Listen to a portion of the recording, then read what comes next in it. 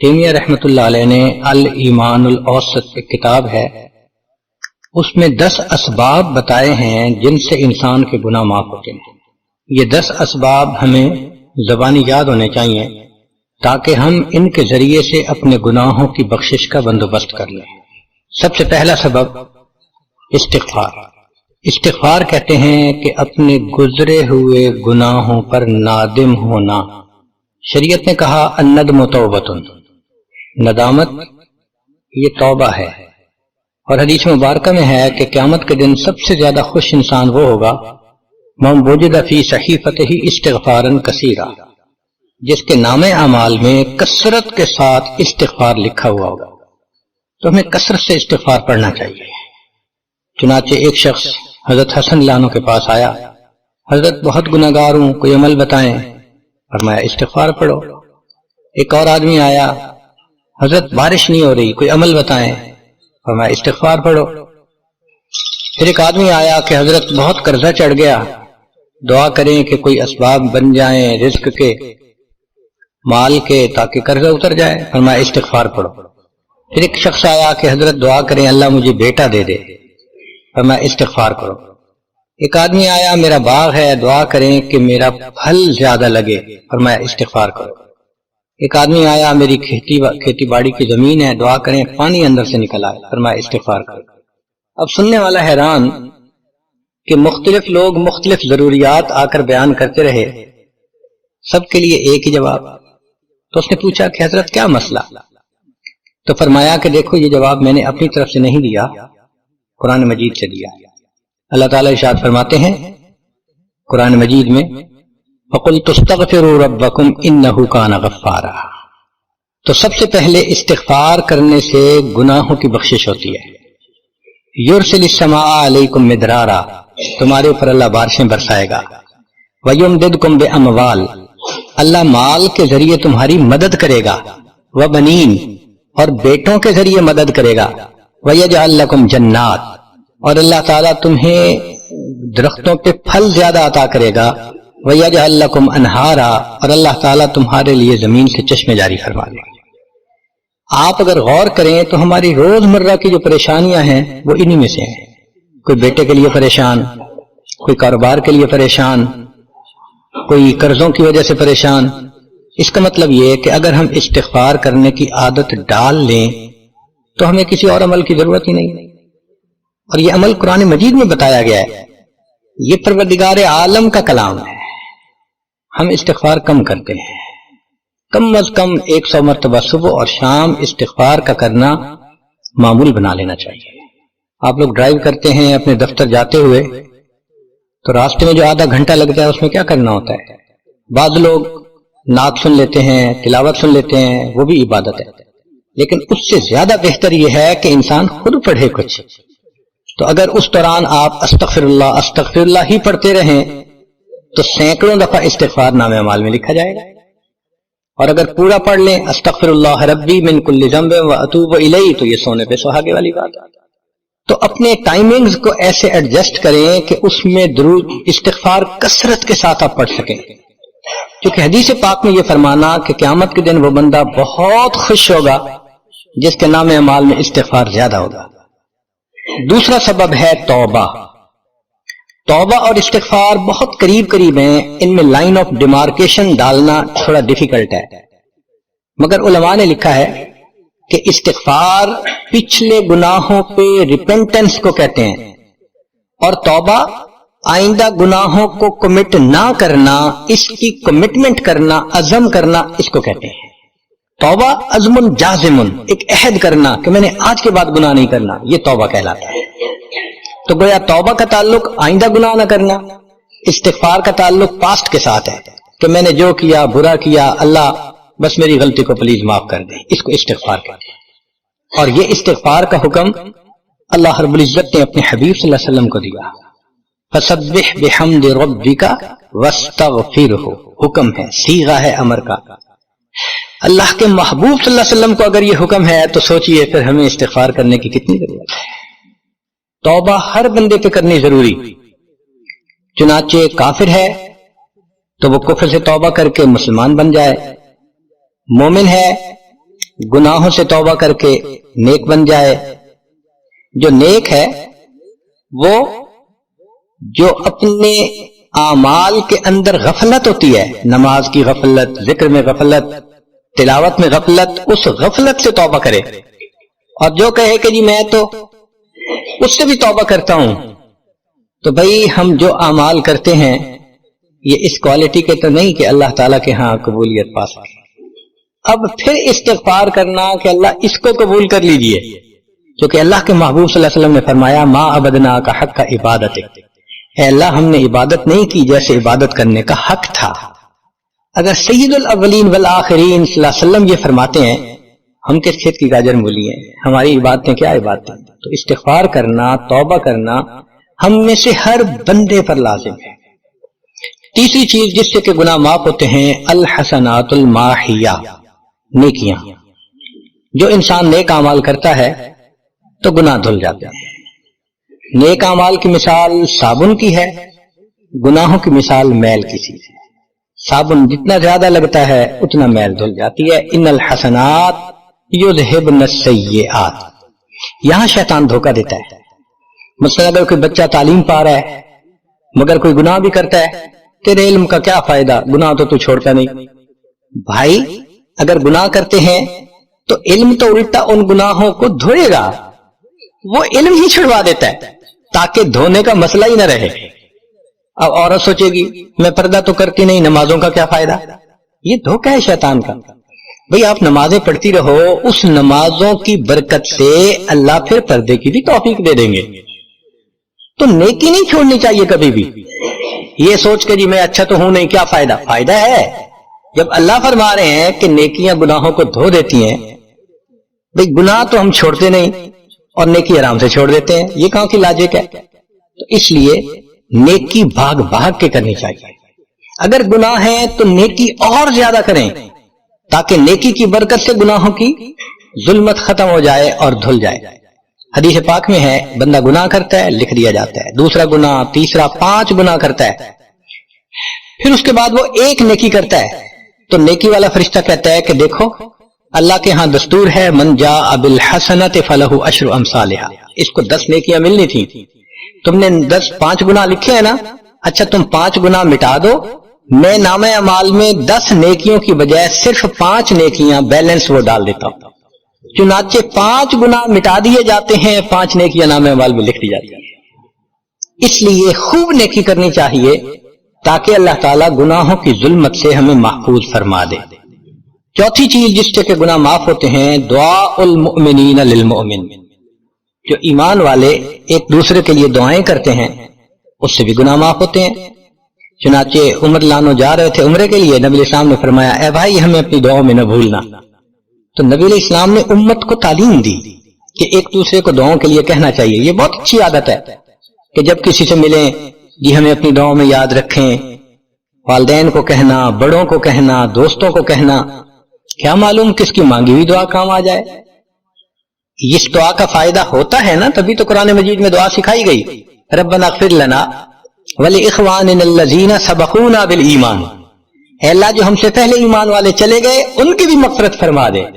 تو فائدہ ہوتا ہے تو قرآن نے دعا سکھائی ہے نا. تو ایمان والوں کی دعاؤں سے دوسرے ایمان والوں کو فائدہ ہوتا ہے. حدیث پاک میں ہے دوست کی دعا دوست کے پیٹھ پیچھے رد نہیں کی جاتی، کیوں؟ اس میں خلوص ہوتا ہے. تو اس لیے حدیث پاک میں ہے، مسلم شریف کی روایت ہے کہ اگر کوئی آدمی فوت ہو جائے اور 40 آدمی جنازہ پڑھ لیں جو ایمان والے ہوں، توحید والے ہوں، فرمایا ما من رجل مسلم يموت فيقوم على جنازته 40 رجلا لا يشركون بالله شيئا الا شفعهم الله فيه. اللہ 40 بندوں کی نماز جنازہ کو قبول کر کے میت کی مغفرت فرما دیتے ہیں. 5واں عمل ما يعمل للمیت من اعمال البر. ہم اپنے فوت شدہ لوگوں کے لیے جو نفل کے کوئی نیک کام کرتے ہیں اس سے بھی ان کے گناہ معاف ہوتے ہیں. مثلا صدقہ کر دیا، قرآن پاک پڑھا، ان کو بخش دیا، ان کی طرف سے عمرہ کیا، حج کیا، ان نفلی اعمال کا ثواب ان کو ملتا ہے. اس کی وجہ سے ان کے گناہوں کو معاف کر دیا جاتا ہے. چنانچہ حضرت شیخ الحدیث رحمۃ اللہ علیہ نے فضائل ذکر میں یا کسی اور کتاب میں واقعہ لکھا ہے کہ ایک اللہ والے تھے، قبرستان کے قریب سے جاتے ہوئے انہوں نے کچھ پڑھ کے قبرستان والوں کو بخش دیا۔ رات خواب دیکھا کہ وہی قبرستان والے ہیں اور ایک آدمی آتا ہے جیسے کوئی ڈاک تقسیم کرنے والا ڈاکیا ہوتا ہے، اور سب اس کی طرف بھاگ پڑتے ہیں جیسے ڈاک لینے کے لیے ہو۔ ایک بندہ پیچھے آرام سے بیٹھا ہوتا ہے، وہ پوچھتا ہے کیا معاملہ؟ وہ کہتا ہے کہ یہ فرشتہ آیا ہے، روزانہ کی جو ڈاک آئی ہے نا نیکیوں کی، جو اولاد نے، رشتہ داروں نے، دوستوں نے کیے، لہذا وہ اعمال نیکیاں ملتی ہیں تو یہ سب لوگ جاتے ہیں کہ نیکیاں ملیں گی، ہمارا درجہ بڑھے گا۔ اس نے کہا کہ آپ کو ضرورت نہیں ہے؟ کہنے لگا ہاں میں لے لوں گا، مگر میرا ایک بیٹا ہے جسے میں نے قرآن پاک کا حافظ بنایا، اس کی دکان ہے، وہ سارا دن دکان پہ بیٹھا رہتا ہے اور ساتھ ساتھ قرآن پڑھتا رہتا ہے، تو مجھے اتنی نیکیاں مل جاتی ہیں کہ میں بعد میں لے لوں گا۔ اس نے کہا بیٹا کہاں؟ اس نے کہا فلاں جگہ دکان ہے۔ وہ اللہ والے جب وہاں گئے اگلے دن تو دیکھا کہ ایک نوجوان ہے اور وہ بیٹھا ہوا ہے، گاہک آتا ہے تو اس کو سودا بیچ دیتا ہے، جب گاہک کوئی نہیں ہوتا تو وہ قرآن پڑھنا شروع کر دیتا ہے۔ تو وہ سمجھ گیا کہ میرا خواب سچا تھا، اس بچے کے قرآن پڑھنے سے اس کے والد کو خوب بینیفٹ مل رہا ہے۔ کچھ عرصے کے بعد دوبارہ پھر اسی قبرستان کے قریب سے گزرے، پھر انہوں نے کچھ پڑھ کے بخش دیا۔ رات خواب میں دیکھا کہ اب جب تقسیم ہوا تو سب بھاگے تو وہ بندہ بھی بھاگا۔ انہوں نے کہا آپ بھی بھاگ رہے ہو؟ کہنے لگا ہاں میں اس لیے بھاگ رہا ہوں کہ میرا وہ بیٹا فوت ہو گیا، اب مجھے قرآن پڑھ کے بخشنے والا کوئی ایسا ہے نہیں، تو جو عام ایمان والوں کا ثواب آتا ہے میں بھی اسی میں سے اپنا حصہ لینے کے لیے جا رہا ہوں۔ تو ایمان والوں کے ان اعمال کا ثواب بھی ملتا ہے، اور اصل میں یہ اسی بندے کا اپنا عمل ہوتا ہے۔ یہ ذہن میں رکھنا کہ جو ایمان والے پڑھ کے بخشتے ہیں نا، اس کا ثواب کیوں ملتا ہے؟ اس کا اپنا عمل۔ دیکھو اس نے نیکوں سے تعلق جوڑا، وہ بھی تو ہوتے ہیں جن کے مرنے کے بعد پیچھے ریچھ کتے کی لڑائی کرواتے ہیں، میلے لگواتے ہیں، موسیقی کی محفلیں ہوتی ہیں، وہ بھی تو ہوتے ہیں نا، تو ان کو کچھ نہیں ملتا۔ اس بندے نے نیکوں سے محبت کی، یہ اس کا اپنا عمل ہے، اس کی محبت کی وجہ سے اب یہ لوگ اس کو پڑھتے ہیں، اللہ اس کو ثواب پہنچا دیتے ہیں، اس کے اپنا عمل ہے اسی میں۔ پھر چھٹی چیز جس کی وجہ سے گناہ معاف ہوتے ہیں، المصائب التي يكفر الله بها الخطايا في الدنيا۔ دنیا میں انسان کو جو مشکلات، تکلیفیں، مصیبتیں پہنچتی ہیں ان کی وجہ سے گناہ معاف کر دیے جاتے ہیں۔ کوئی مصیبت دنیا میں پہنچتی ہے گناہ معاف ہوتے ہیں۔ چنانچہ نبی علیہ السلام تشریف فرما تھے، چراغ بجھ گیا، نبی علیہ السلام نے فرمایا انا للہ و انا الیہ راجعون۔ ام المؤمنین عائشہ رضی اللہ عنہا نے پوچھا اللہ کے حبیب صلی اللہ علیہ وسلم یہ تو پڑھتے ہیں جب کوئی آدمی فوت ہو جاتا ہے؟ فرمایا عائشہ مومن کو جو بھی دنیا میں تکلیف غم پہنچتا ہے اگر وہ اس کے اوپر انا للہ پڑھ لے اس کو ثواب ملتا ہے۔ تو سوچنے کی بات ہے، چراغ کے بجھنے پر اگر ثواب ملتا ہے تو کسی عزیز کی زندگی کا چراغ بجھ گیا اس پر کتنا ثواب ملے گا؟ اس لیے تکلیف آئے تو پریشان ہونے کی بات نہیں ہوتی، صبر کرنے کی بات ہوتی ہے۔ انسان بے صبری کے ذریعے خواہ مخواہ اس تکلیف پر ملنے والے ثواب سے اپنے آپ کو محروم کر دیتا ہے۔ بے صبری سے تکلیف ختم نہیں ہوتی، ثواب ملنا بند ہو جاتا ہے، تو بے صبری کا کیا فائدہ؟ اور ہو سکتا ہے کہ یہ مصیبت جو آئی یہ بندے نے خود مانگی ہو، یہ بھی عجیب بات ہے۔ آپ کہیں گے جی کوئی بندہ مصیبت تو نہیں مانگتا، ہاں ہو سکتا ہے مانگی ہو۔ کیسے؟ کہ دعا مانگی اللہ مجھے قیامت کے دن میرے محبوب صلی اللہ علیہ وسلم کے ہاتھوں حوض کوثر کا جام عطا کر دینا، اللہ نے دعا قبول کر لی، عمل تو ہے نہیں کہ یہ نعمت نصیب ہو، تو اب کیسے ملے گا؟ اللہ تعالیٰ بیماری، مصیبت، پریشانی کچھ اس کے اوپر بھیج دیتے ہیں۔ اگر یہ بندہ اس پر صبر کر لیتا ہے اس کو بہانہ بنا کر اللہ اس کو وہ نعمت عطا فرما دیتے ہیں۔ چنانچہ ایک بزرگ تھے، 70s میں تھے، بیوی بھی اسی طرح بہت نیک تھی۔ بیوی نے کہا کہ میرا بڑا دل چاہتا ہے کہ نبی علیہ الصلوۃ والسلام کا دیدار نصیب ہو، میں بڑا درود شریف پڑھتی ہوں، نفل پڑھتی ہوں، مگر مجھے واضح زیارت نہیں ہوئی، آپ کو کوئی عمل آتا ہو تو بتا دیں۔ انہوں نے کہا عمل آتا ہے، کرو گی؟ کہا بالکل کروں گی۔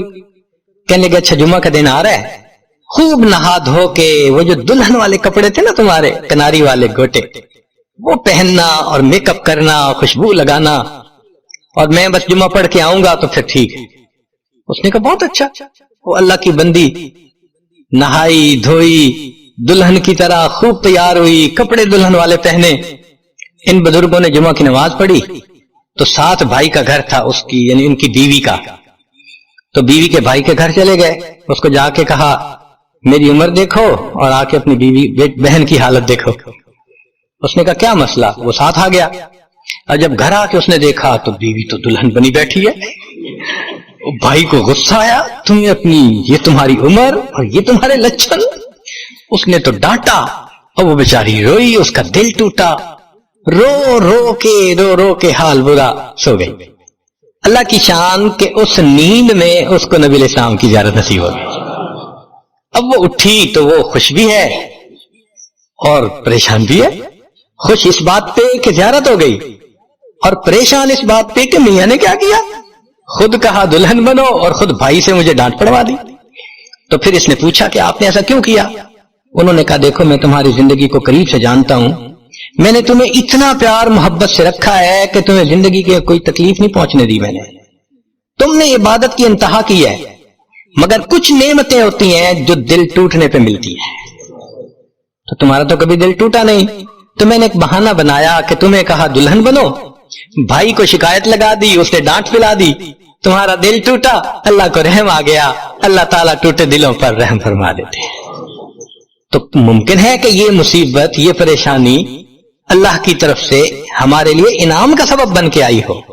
اس لیے ہمارے بزرگوں نے کہا سکھ دکھاں تو دیوا وار, کہ میں سکھوں کو دکھوں پہ قربان کر دوں. سکھ دکھاں تو دیوا وار, دکھا آن ملائم یار, کہ دکھوں نے مجھے میرے یار سے ملا دیا. اللہ کو بڑا ترس آتا ہے اس بندے پر جس پر کوئی مصیبت آتی ہے, پریشانی آتی ہے. قرآن آیا ہی اسی لیے کہ ہماری پریشانیوں کو دور کر دے.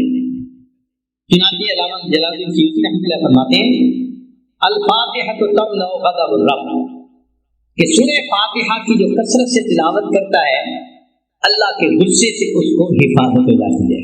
یاسین تمنع عطش القیامہ, جو یاسین شریف روزانہ پڑھتا ہے اللہ تعالیٰ اس سورت کی برکت سے قیامت کے دن کی پیاس سے اس کی حفاظت فرماتے ہیں.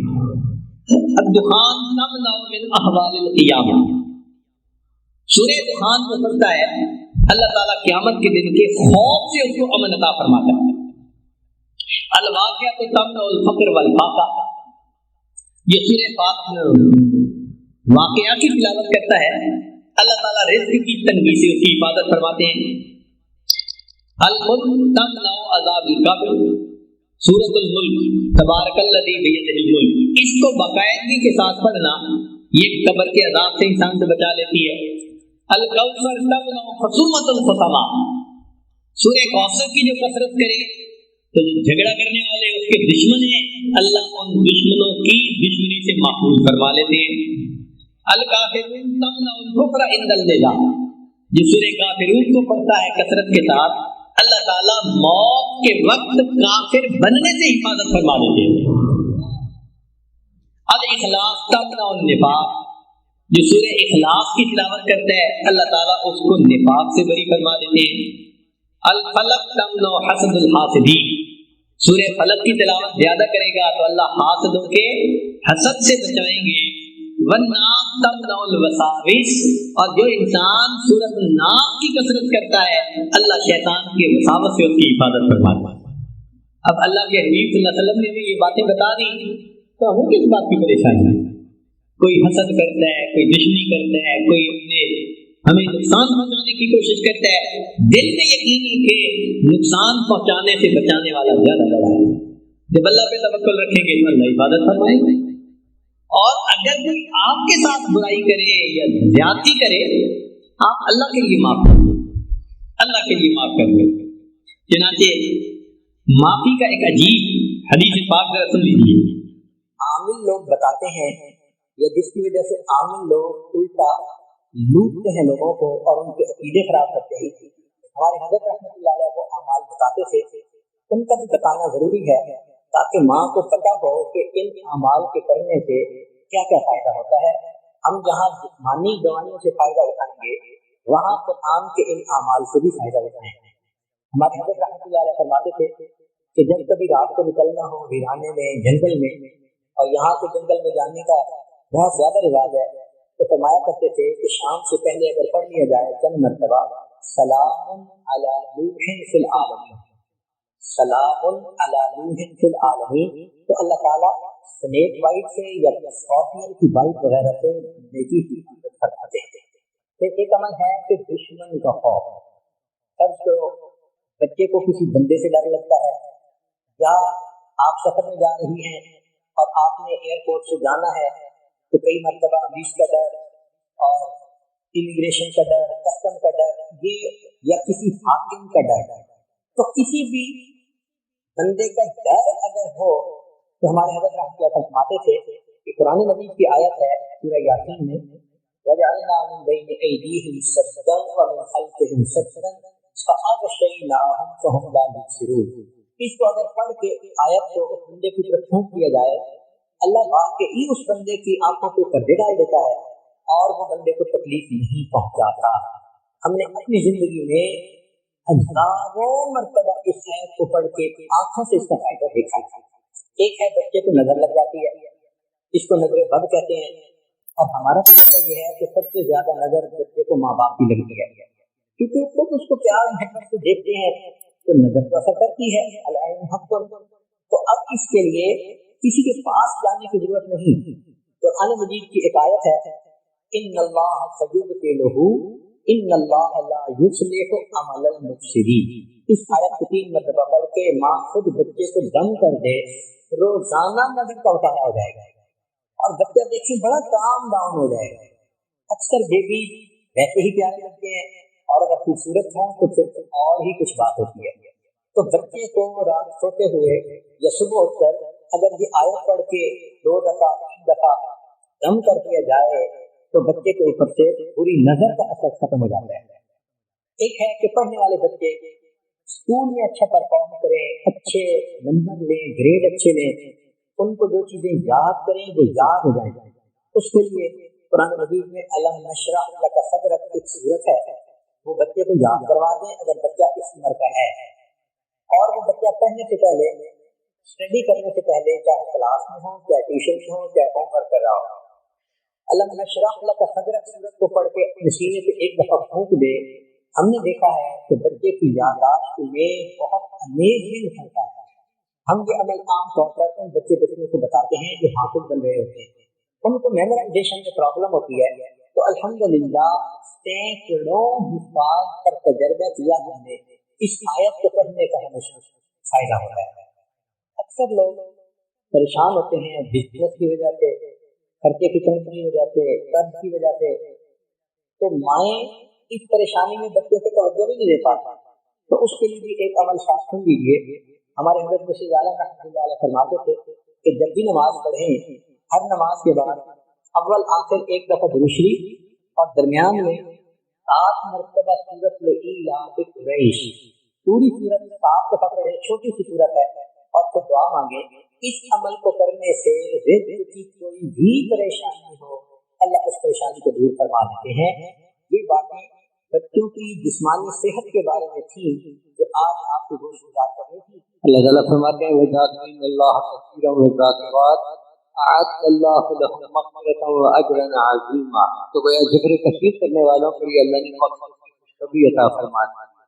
हदीस कुदसी है, ऐ इब्ने आदम, मुझे फजर और असर के बाद देर के लिए याद करो, मैं इन 2 औकात के दरमियान तुम्हारे कामों की किफायत करता हूं। यानी फजर से दिन की इब्तिदा होती है और असर से दिन की इंतहा होती है। अगर इन 2 औकात में बंदा अल्लाह को याद कर ले, दरमियान का वक्त है, अल्लाह उस बंदे की मदद करता है, उसके रिज़्क़ में बरकत, उसके माल में बरकत, कारोबार में बरकत, हर काम में बरकत। इसलिए मशाइख फजर और असर के बाद मुराक़बा, जिक्र वगैरह करते हैं। फजर के वक्त तो हमारी पंजाबी ज़बान में कहते हैं नूर की ज़वेला, यानी नूरानी वक्त होता है, और उस वक्त में चूंकि शेख के बताए हुए मामूलात किए जाते हैं, तो नाम ही उन्होंने नूर की ज़वेला रखा। और असर के बाद भी अल्लाह को याद किया जाए तो अल्लाह। अब आप अंदाजा लगाइए, हम अल्लाह को याद करने से सारा बंदे के साथ अल्लाह उसके काम करता है। एक मतलब अल्लाह ताला ने हज़रत मूसा अलैहिस्सलाम पर वही नाज़िल फरमाई أتحب أن أسكن معك في بيتك يا موسى؟ اے موسیٰ علیہ السلام کیا آپ پسند کرتے ہیں کہ میں تیرے ساتھ تیرے گھر میں رہوں؟ فخر للہ ساجدا، موسیٰ علیہ السلام تو اللہ کے عاشق سجدے میں جا گرے، پوچھنے لگے کیف تسکن معي في بيتي، اے اللہ تو کیسے میرے ساتھ تیرے گھر میں رہتا ہے؟ اللہ نے فرمایا انا جلیس مع من ذکرنی، جو میرا ذکر کرتا ہے میں اس کا ہم جلیس، یعنی جو اللہ کو یاد کرتے ہیں میں اس کے ساتھ ہوتا ہوں، اس کے پاس ہوتا ہوں۔ بتائیے بڑی نعمت ہے کہ جتنی دیر بندہ ذکر کرے اتنی دیر اللہ اس کے ساتھ ہوتا ہے۔ کئی لوگوں کو دیکھا کہ بیمار ہوتے ہیں، کبھی ہسپتال کا چکر، کبھی ڈاکٹر کے پیچھے، تو نبی علیہ السلام نے ایک حدیث پاک میں فرمایا، اس حدیث کو مسند احمد نے روایت کیا اور طبرانی نے روایت کیا،